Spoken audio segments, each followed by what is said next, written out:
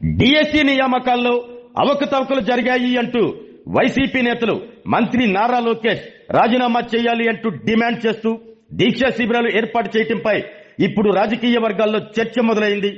డిఎస్సిలో అన్యాయం జరిగిందంటున్నారు. అయితే ఆ అన్యాయానికి గురైన అభ్యర్థులు ఎక్కడ అంటూ ప్రజల నుంచి ప్రశ్నలు వినిపిస్తున్నాయి.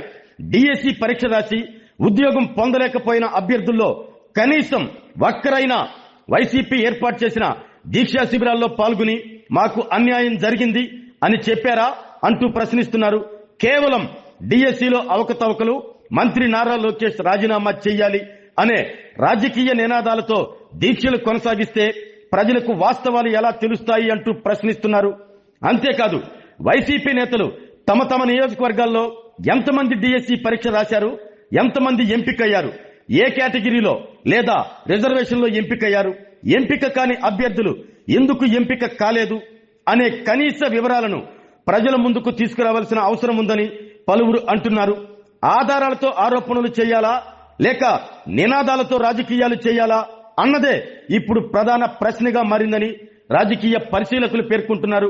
ఇక 2019 ఎన్నికల ప్రచారంలో వైసీపీ అధినేత వైఎస్ జగన్ అధికారంలోకి వచ్చిన వెంటనే మెగా డిఎస్సి ద్వారా నిరుద్యోగులకు ఉద్యోగాలు కల్పిస్తాము అని హామీ ఇచ్చారు.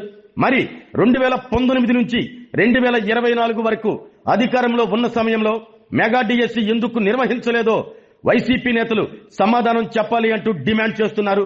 మరోవైపు డిఎస్సి అవకతవకల ఆరోపణలపై హైకోర్టును ఆశ్రయించిన వ్యవహారంలో పిటిషన్కు తగిన ఆధారాలు లేవు అన్న కారణంతో కోర్టు తిరస్కరించినట్లు టీడీపీ వర్గాలు పేర్కొంటున్నాయి.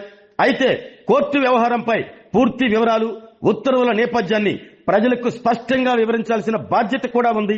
అయినా డిఎస్సిలో అవకతవకలు జరిగాయని వైసీపీ నేతలు దీక్షలు కొనసాగిస్తూ ఉండటంతో నిజంగా అన్యాయం జరిగితే ఆ అభ్యర్థులను ప్రజల ముందుకు ఎందుకు తీసుకురావటం లేదు అన్న ప్రశ్న మరింత బలంగా వినిపిస్తుంది.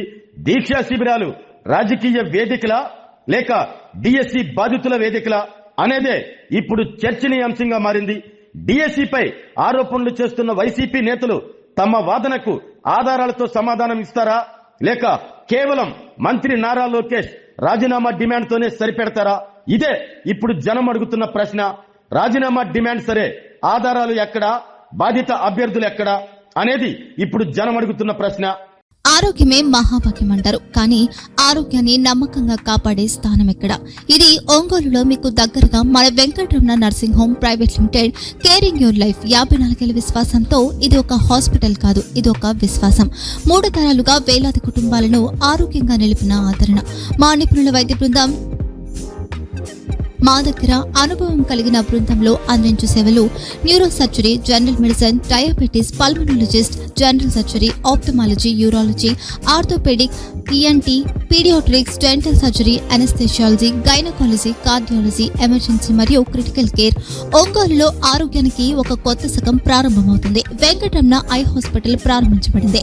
కంటి ఆరోగ్యానికి ప్రత్యేక పరిష్కారంగా ప్రభుత్వ ఉద్యోగులు, రిటైర్డ్ ఉద్యోగులు మరియు వారి కుటుంబ సభ్యుల కోసం ఈహెచ్ఎస్ ద్వారా వైద్యం, క్యాష్లెస్ సేవలు, మెడియాసిస్, స్టార్, జీహెచ్పీఎల్, ఆదిత్య బిర్లా, బజాజ్ అలియన్స్ మరియు ఇతర ప్రముఖ హెల్త్ స్కీమ్లు అందుబాటులో ఉన్నాయి.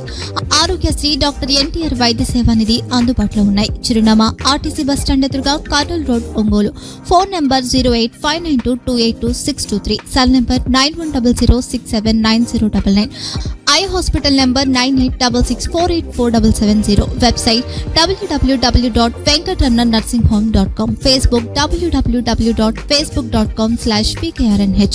వెంకటరమణ నర్సింగ్ హోమ్, 3 తరాల విశ్వాసం, నూతనతతో కూడిన సేవ. మేము కేవలం చికిత్స చేయము, మేము శ్రద్ధ వహిస్తాం, పరిరక్షిస్తాం. సేవ చేయడం మాకు ధ్యేయం.